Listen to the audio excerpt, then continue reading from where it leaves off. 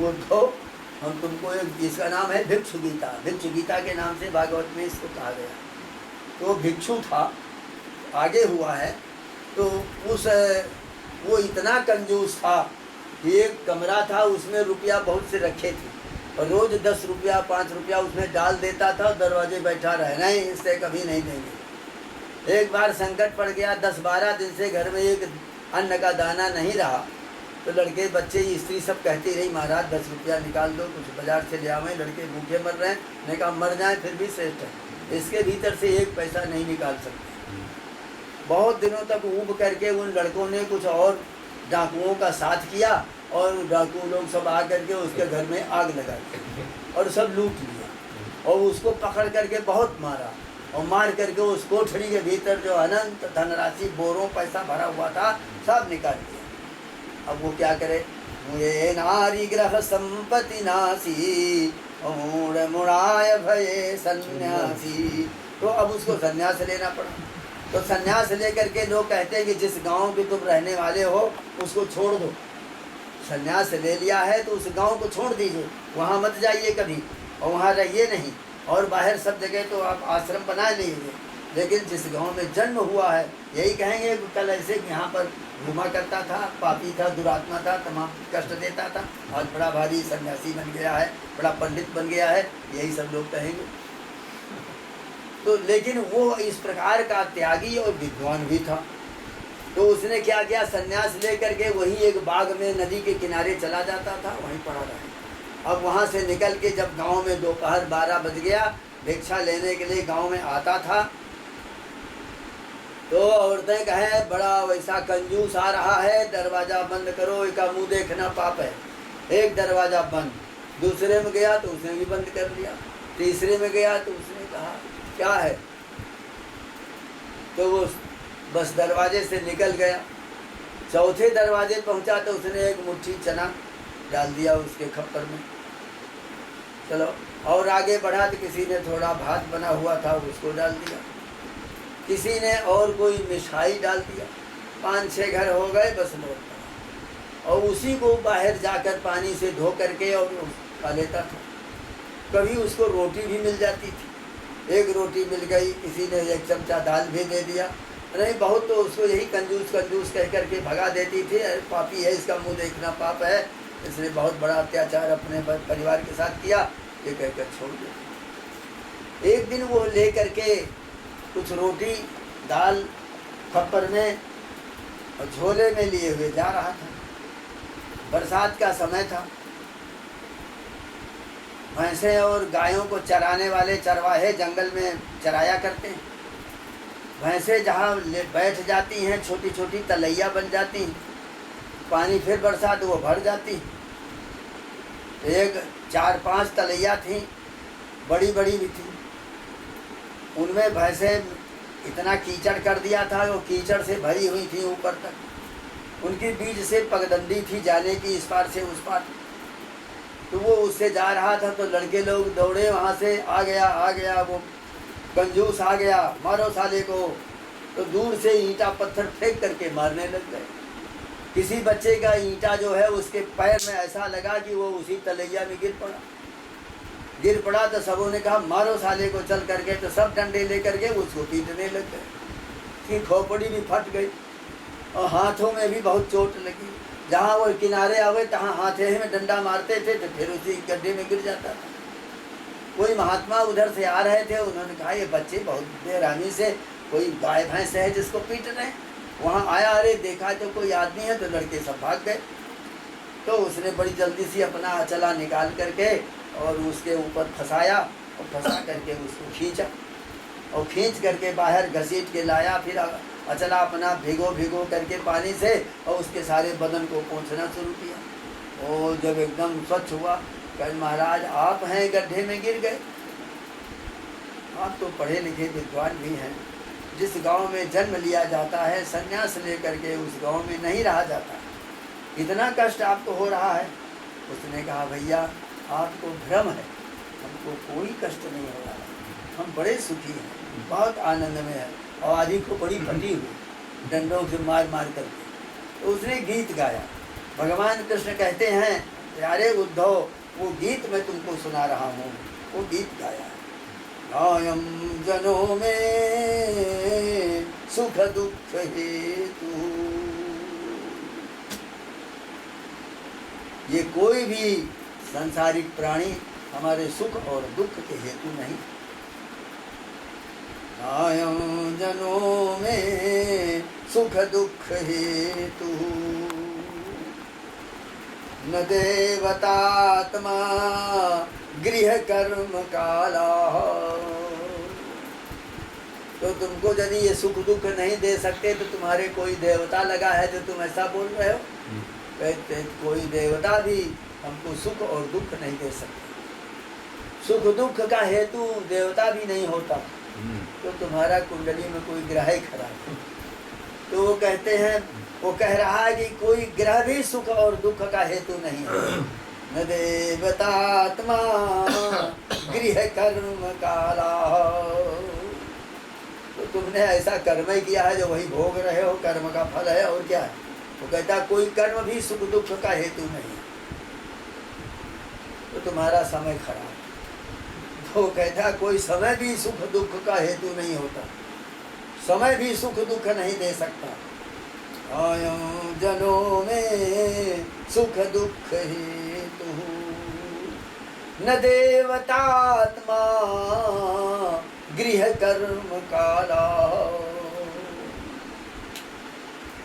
तो या फिर कैसे ये सब तुमको इतना कष्ट हुआ? वही हमको कष्ट नहीं हुआ। मनः परम कारण मामनन्ति, इसका एकमात्र कारण इसके भीतर रहता है मन। उसने मान लिया कि हमारे ऊपर डंडे पड़ रहे हैं, पड़ रहे हैं। हम शरीर है नहीं, नहीं देह हूँ नहीं इंद्रियाँ, नहीं देह हूँ नहीं इंद्रियाँ, मैं स्वच्छ से भी स्वच्छतर। ऐसी किया कर भावना, स्वच्छंद हो सुख से विचर। मैं देह नहीं हूँ, इंद्रिय नहीं हूँ, न हम देहो न मे देहो, जीवो न हम अहम ही चित, इति विज्ञाय संतुष्टम शिवदूतम नमाम्यहम्। जो देह नहीं है, इंद्रिय नहीं हूँ, तो ये सबका सब मान लिया है किसने? मन ने। मन माने की बात उधो। मन ने मान लिया है कि हमारे ऊपर डंडे पड़ रहे हैं, हम मारे जा रहे हैं। मन ने मान लिया है कि हम इस गांव में पैदा हुए। मन ने मान लिया कि हमारे कोई लड़के बच्चे थे। मन ने ये सब स्वीकार कर लिया है। तो इस मन के शांति का उपाय करो। वास्तविकता और कुछ नहीं है। मन जो है इस प्रकार का है। तो मन परम कारण मामनन्ति, संसार चक्रम परिवर्तयेत यतो।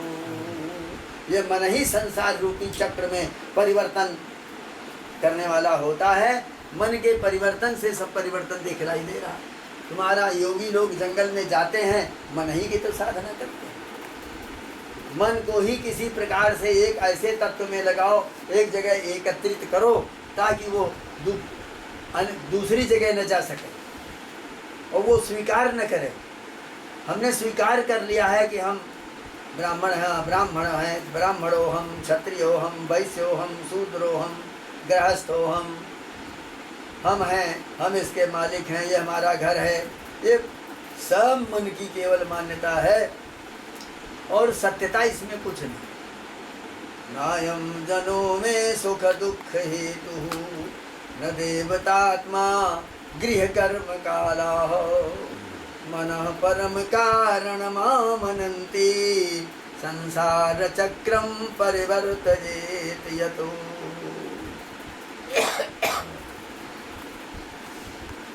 ये सबका सब मन के द्वारा होता है। साधना केवल मन की होती है। यहाँ पर क्या प्रस्तुत प्रसंग में गोपांगनाओं के पास अपना मन था, लेकिन वो वेणु का जो रव आया, वेणु रव की कथा आगे आएगी, बड़ी अद्भुत कथा है। तो वेणु बंसी से जो भगवान ने फूंका उसके भीतर, जगऊ कलम वाम दृशाम मनोहरम, वाम दृशाम ब्रज सुंदरीणाम मनोहरम ब्रज में रहने वाली सुंदरियों के मन को हरण करने वाला, अपनी ओर खींचने वाला जो क्लीम बीज का शब्द था, वो वेणु के छिद्रों से उसको प्रवाहित कर दिया और उसके साथ साथ अपने अधरों की सुधा भी भेज दिया। वो अधर सुधा जो है, अधर अमृत, वो वेणु के छिद्रों से निकल करके और उस शब्द को लेकर के बाहर आई हो, अनावरण गोपांगनाओं के कर्ण कोहरों में प्रविष्ट होकर के उनके हृदय में पहुंच गई। तो हृदय में रहने वाली लज्जा थी, तो वो लज्जा को घसीट करके प्रवाह में डाल दिया। ये प्रवाह ऐसा है कि जहाँ से चलता है उसमें जो चीज़ पड़ती है वो उसके उद्गम स्थान पर पहुँच जाती। तो उसमें लज्जा पड़ गई तो वो भी उद्गम में चली गई, अब वो हो गई निर्लज्ज। तो मन भी जो था, तो मन भी इसी प्रकार से उसी लज्जा के साथ चल उसमें गिरा बंसी के ध्वनि में, और उस ध्वनि से बंसी की ध्वनि जहाँ से आ रही थी उसी की ओर चला गया। तो वो मन भी चला गया भगवान के पास, अब यहाँ कुछ रही नहीं गया। तो कहती है मन हो तो हम कुछ तो करें, मन तो है ही नहीं। एक रहा सो गयो श्याम संग, अब को राधे ईश। एक था सो भगवान के सपास चला गया, अब यहाँ आराधना कौन करे। तो इस प्रकार से वो भागी चली जा रही। भगवान वहाँ जब पहुँच गई सबकी सब, तो 7वें श्लोक में ये कहा है कि तुम सब लोग, बड़ी घोर रात्रि है और अपने पुत्रों को, पतियों को, सबको छोड़ करके घरों को, और ये 12 बजे रात को यहाँ तुम भागी क्यों चली आई हो? बड़ा पाप किया तुमने। अरे गृहस्थ धर्म में पति सब कुछ होता है, परमेश्वर होता है, उसका तुम परित्याग करके भागी आई हो। तो जाओ जल्दी तुम यहाँ से, यहाँ हमारे पास ठहरने की जगह नहीं है, हम तुमको अपने साथ कलंक लगेगा हमको, हम नहीं ठहरने देंगे, भागो यहाँ से। उन्होंने कहा है चित्तम सुखेन भवतापहृतं गृहेषु। प्रभु एक चित्त था, एक मन था, उसको तो आपने पकड़ करके अपने आस बना लिया। अब हम कहाँ जाएं? पादौ पदम न चलता तब पाद मूलात। तुम्हारे इन चरणों के पास से 1 इंच भी हमारा पैर पीछे नहीं जा सकता। या मह कथम हो करवामि किंते। तो मैं क्या करूं? ये तो 1 मिनट बाहर नहीं जा सकता। तो इस प्रकार से जब मन के अंदर, शरीर के अंदर जब विवेक रूपी चंद्र का उदय हुआ, यहाँ भी तो बहिरंग चंद्रमा तो उदय हुआ, गोपांगनाएं भागी चली आ रही। रहस्य यह है कि मुमुक्षु जन जो रात दिन साधना कर रहे हैं, उनके लिए इस श्लोक का तात्पर्य क्या है? इसका परम तात्पर्य है कि जब उनके हृदयारण्य में विवेक पैदा हो जाए, तो विवेक ही मोक्ष की ओर ले जाता है। वही कह रहा है नित्यानित्य वस्तु विवेका। नित्य अनित्य वस्तु का जो विवेक होता है, विचार होता है, वो विचार करने वाला जो तत्व होता है, जब ये साधन चतुष्टय में विवेक भी है। 4 प्रकार के साधन चतुष्टय हैं, 4 साधन चतुष्टय होते हैं। एक तो ये है कि हमको मुक्ति प्राप्त हो, हम दोबारा जन्म नहीं लेना चाहते, मोक्षों में भूयात इति इच्छा मुमुक्षुत्वम। और एक होता है समाधि सट संपत्ति ही, सम दम उपरति तितिक्षा श्रद्धा समाधान, ये 6 चीज़ें हमारे पास हों। और एक होता है नित्यानित्य वस्तु विवेक। तो इस तरह से ये 4 वस्तुएं जो हमारे साथ में हों, और हम इन साधन चतुष्टय इनको हम सिद्ध कर चुके हों, इनसे जो हमको हमारी जो परीक्षा लिया है इन 4 चीज़ों ने, इसमें हम पास हो चुके हो, तभी हम आगे जा सकते हैं। नहीं तो फिर लौट करके यही चले आएगा, सा पुनरावर्तते, वो फिर यही चला आता है, आगे नहीं बढ़ पाता। आगे बढ़ने के लिए निर्मल मन चाहिए एक, और आगे क्या है कि भगवत कृपा। इन कृपा शब्द हर जगह, हर उसमें भक्ति तत्व में मिलेगा, बिना इसके काम नहीं चलेगा। भगवान जब तक कृपा न करें तब तक ये हो ही नहीं सकता। मुक्ति तत्व होगी जब उनकी कृपा हो और वो हमारे ऊपर कृपा करें, तो जहि जानहु तेहि देहु जनाई, और जानत तुम्हें होई जाई। अस कछु कृपा करहु रघुनंदन, जानत भक्त भक्त गुरु चंदन। आप तो सब जानते हो, प्रभु ऐसी कृपा करो, हमारे बस में नहीं है। व्यापी रहो ब्रह्मांड में, सारे ब्रह्मांड में माया कटक प्रचंड, ये प्रचंड माया की सेना जो है सारे ब्रह्मांड में व्याप्त हो रही है। और कामादिक भट जासु संगो, और दंभ और पाखंड, काम क्रोध लोभ मोह मद मत्सर ये उसके साथ साथ में है, सारे संसार को चर रहे हैं। तो इनसे छुटकारा तो पाएगा नहीं, तो वो कैसे होगा? सोदासी रघुवीर कहे, वो माया भगवान राम की दासी है। समुझे मिथ्या सोपी, और छूटन राम कृपा बिनु, नाथ कहो पद रूपी। तो वो बिना भगवान की कृपा के छूटती नहीं है।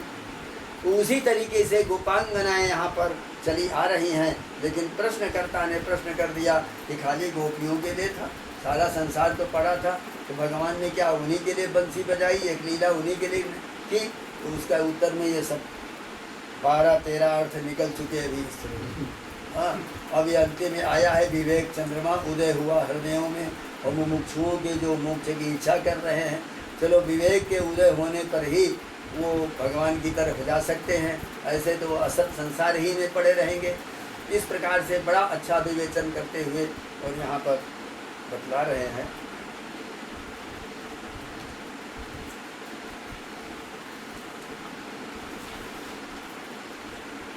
यहाँ रमण का अर्थ है तत्पदार्थ के साथ तुम पदार्थ का ऐक्य हो जाना,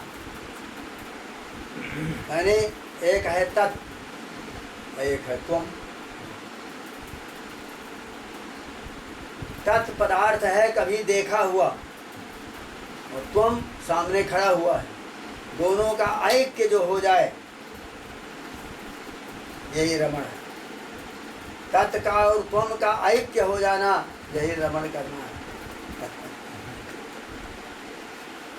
जो अंतःकरण विवेक चंद्र की शीतल सुकोमल अमृतमय किरणों से सुशोभित है, जिसका अंतःकरण विवेक रूपी चंद्रमा वहाँ उदय हो चुका है, वो शीतल सुकोमल और अमृतमय किरणों से वो सुशोभित है, उस अंतःकरण रूपी वृंदारण्य में ये तत्पदार्थ रूपी भगवान और त्वम पदार्थ के अर्थभूत अनंत जीव रूपी ब्रजांगनाएं। तो त्वम के रूप में तो ब्रजांगना है, और तत् माने वही परमात्मा, वो कृष्ण। तो उनके साथ रमण करने को, अर्थात अपने साथ उनका तादात्म्य स्थापित करने को वो चंद्रमा प्रकट हुआ। क्योंकि असली रमण तो यही है कि नायक और नायिका का देश और काल और वस्तु रूपी व्यवधान से रहित सम्मिलन हो, किसी देश से वो संबंधित न हो और किसी समय से संबंधित न हो, फिर उनका मिलन हो, यही पारमार्थिक रमण है। लौकिक रमण है तो रात्रि भी होनी चाहिए, एकांत स्थान भी होना चाहिए, तो उसमें तो देश और काल ये दो की जरूरत है, लेकिन परमार्थ में देश काल की जरूरत नहीं होती है। वे भगवान पुरुराज सबके अभिलषित हैं, इसलिए प्रिय हैं, वे सभी के अंतरात्मा हैं। आत्मा नाम की वस्तु किसी को भी अप्रिय नहीं होती। संसार में सुख प्राप्ति और दुख निवृत्ति के लिए जितनी चेष्टाएं होती हैं सब आत्मार्थ ही हैं। ऐसी स्थिति में अपने पर प्रेमास्पद भगवान के साथ कौन रमण करना न चाहेगा। तो दीर्घ दर्शन अनाद्य विद्या बीज निवृत्त्यनंतरम दीर्घेण कालेन दर्शनं जस्य सा दीर्घ दर्शन। अब कहते हैं वो चंद्रमा जो उदित हुआ है बड़ा दीर्घ दर्शन है। यहाँ बताते हैं अनादि अविद्या रूपी बीज से हम जन्म जन्मांतरों से चले आ रहे हैं, भटकते भटकते हम उस तत्व की ओर नहीं जा पाते। तो अनादि अविद्या रूपी बीज भाव को हम जो उसके साथ साथ चल रहे हैं, उसकी निवृत्ति के पश्चात जिनका बहुत देर में दर्शन होता है, ऐसे वे भगवान दीर्घ दर्शन। इस संसार में नाना प्रकार के कर्मजाल में फंसे हुए जीव को पहले तो नरदेह ही दुर्लभ है, और उसमें फिर पुरुष होना बहुत कठिन है, और पुरुषों में भी विशुद्ध निष्काम भाव से स्वधर्म का आचरण करना यह अत्यंत दुर्लभ है। एवं स्वधर्म परायणों में भी कोई बिरले ही विवेक वैराग्य निष्ठ हो पाते हैं। मनुष्याणाम सहस्रेषु कश्चित यतति सिद्धरे। भगवान गीता में यही कहते हैं कि अर्जुन, हजारों लाखों करोड़ों इन मनुष्यों में से कोई बिरला है जो सिद्धि के लिए, हमको पाने के लिए यत्न करता हो। यतताम अपि सिद्धानाम कश्चिन माम वेत्ति तत्त्वतः। और यत्न करने वाले, साधना करने वालों की करोड़ों की संख्या में कोई एकाध बिरला है जो हमको जान पाता है, समझ पाता है। तो वासुदेव सर्वमिति स महात्मा सुदुर्लभा। ये संसार सब वासुदेवमय है, ये ज्ञान तो बहुत कठिन है, वो महात्मा अत्यंत दुर्लभ है। इसलिए गोस्वामी जी कहते, से राम मैं सब जग जानी, करहूँ प्रणाम जोरी जुग पाणी। भक्ति के प्रवाह में उनका सारा जगत भगवत स्वरूप है। वनस्पति सब भगवत स्वरूप है, पेड़ भी भगवान का रूप है, नदी भी भगवत स्वरूप है, पहाड़ भी भगवत स्वरूप है। सब भगवत स्वरूप ही मान करके और उस तत्व में प्रेम करो।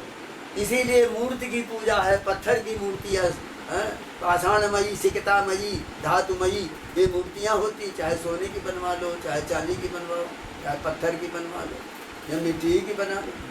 उनमें एक आत्म भाव से पूजा करो, क्योंकि भगवान तो सब जगह विद्यमान है।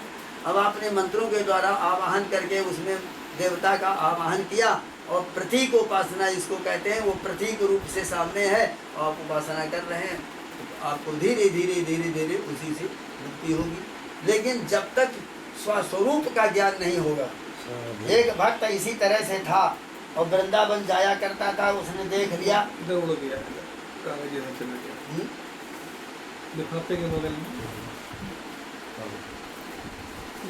तो वृंदावन में वो जाता था बिहारी जी के दर्शन करने के लिए, तो उसको लोटा भर पानी लेकर गया। हमें पास तो कुछ है नहीं, जमुना में नहाया और नहा के लोटा पानी ले जा रहा चढ़ाने के लिए। अब कहाँ जाएगा तो भीतर रहा, भगवान ये नहीं चढ़ता, भगा दिया गया वहाँ। अब बैठे दुकान में रो रहा था, रोते रोते कोई संत मिल गए। अरे भैया तुम क्यों रो रहे हो? कह रहे वहाँ जाने नहीं दिया, लोटा भर हम कितने हजारों कोस से चल करके आए हैं और यहाँ एक लोटा पानी नहीं चढ़ा सकते। कहते भगवान तो सब जगह है, तुम अपने भगवान अपने घर में बना लो, रोज 10 लोटा चढ़ाओ, कोई मना है? वहाँ दूसरे के स्थापित किए हुए हैं, वो तो जो नियम बनाया हो उस नियम का पालन करना पड़ेगा। तो वो मान करके भगवान को अपना रख लिया अपने यहाँ जा करके पत्थर, और उसी को रोज सब चढ़ाता रहा, करता रहा, बहुत दिनों तक करता रहा। एक दिन बैठे हुए करता है कि आज हमारा मन है कि भगवान को हम खीर बना के भोग लगावें। गुरु ने तो बता दिया है कि मन में तुम कल्पना करते जाओ और बस धीरे धीरे मानसिक पूजा हो जाएगी, भगवान में चढ़ जाएगा। तो कल्पना किया कि 100 कुंटल दूध और उसमें से चावल जो है वो 5 कुंटल, और फिर उसने कहा शक्कर उसमें 1 कुंटल डाल दे, हो जाएगा।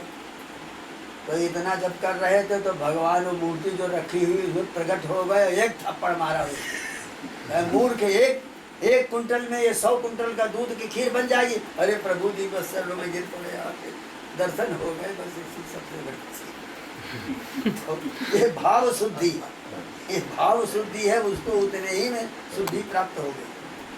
तो इस प्रकार से भावना का यहाँ संबंध जोड़ा जाता है। वो भावना हमारी बने तो कैसे? हम बहुत काल से यही सब करते हुए चले आ रहे हैं, फिर भी हम जागृत नहीं हो पा रहे। और जागृत होते हैं तो वही प्रपंच अच्छा लगता है। अभी कोई गाना बजाना शुरू कर दो, देखो वाह वाह करने लगेंगे, नाचने लगेंगे। और ये है तत्व का ज्ञान। तत्व ज्ञान के लिए भीतर बुद्धि की जरूरत है, चित्त की जरूरत है, मन की आवश्यकता है, अहंकार की जरूरत है। यानी ये चारों अंतःकरण जब हमको भाषित होने लग जाए तो तत्व का ज्ञान हमें कुछ देगा, तो नहीं तो कुछ नहीं दे पाएगा। हम अंतःकरण चतुष्टय लेकर तो आए नहीं, खाली ऐसे भावनात्मक बैठ गए हैं, तो सुनते रहो इसी तरह से। इसी तरह जन्म के जन्म बीत जाएंगे, लेकिन फिर भी उस ज्ञान से हमारा संबंध नहीं होता है। इस प्रकार इसलिए भगवत स्वरूप भगवान को पाने के लिए विवेक की परमावश्यकता होती है, और वो विवेक सत्संग से ही मिलता है। तो आते रहो जाते रहो।